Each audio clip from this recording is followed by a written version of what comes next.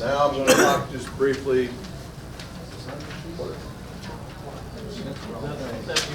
I want to talk about this right here. This is a city ordinance, and if you want to get the mayor of this town upset, let me talk about something that I don't like, that he likes, and I don't like. This ordinance right here says every house and every building in this town will have a minimum 3-inch number identifying your building. To-go container Okay? box. I've been knocking on doors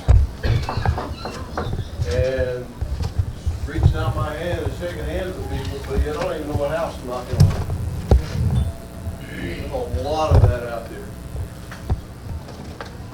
This, folks, is the difference between life and death.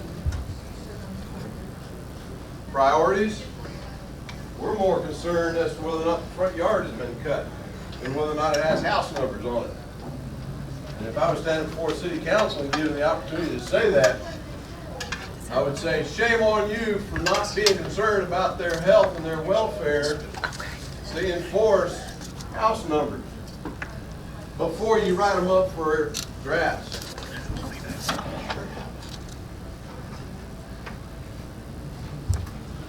Maybe I just said that.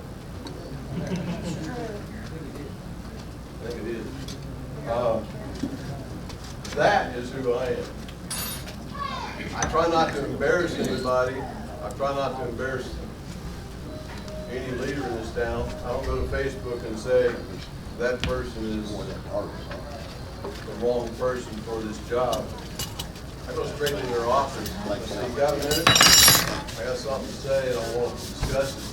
And normally I get an opportunity to sit down and discuss it. I can get some things done.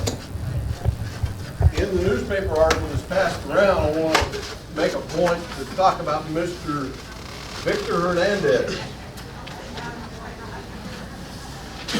Terry's going to have to suffer just a little bit of embarrassment because I think what I said in that newspaper article was when Mr. Hernandez made a post on Facebook that he had a problem, I let it go and I thought, let's wait to see who's going to respond to this.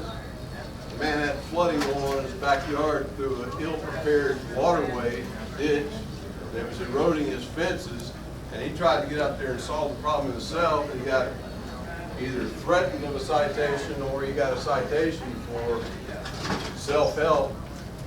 Either way, he was told to quit doing that.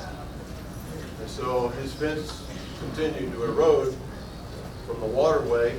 The water goes from the Little Rock Air Force Base watershed across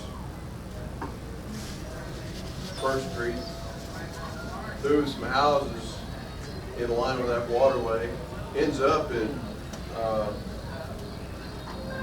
Max Howell's office over there, goes under the ground somewhere over there, but all that water was flowing by his backyard.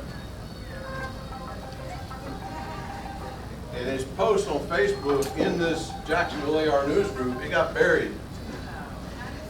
And I thought, oh, no. Y'all aren't getting off the hook that easy. And I went and, for us who are Facebook savvy, I went and bumped that post back up. And I said, hey, Victor, talk to me. In that group was some city councilmen. One in particular who shamed me for posting pictures of the Bonanza lot and Hunans. We need to get this stuff fixed. So I said, hey, Victor, talk to me about what's going on here. We began this very public conversation on Facebook about his water erosion and problems, and never even met the man to this day. He said, I've been trying to get this problem solved, and I've even talked to the city, and today I've still got property damage. All I did was ask our public works director, can we help the man solve this? Can we help the man get his problem solved? He said, well, yeah, it might take about $18,000. I said, well, what are you waiting on? Next thing you know, there's ditch work equipment back there, and I'm like, wow, they're seriously going to fix this problem for this guy. We had built this concrete bed and put some walls in, and I'm thinking a rubber ducky race about that.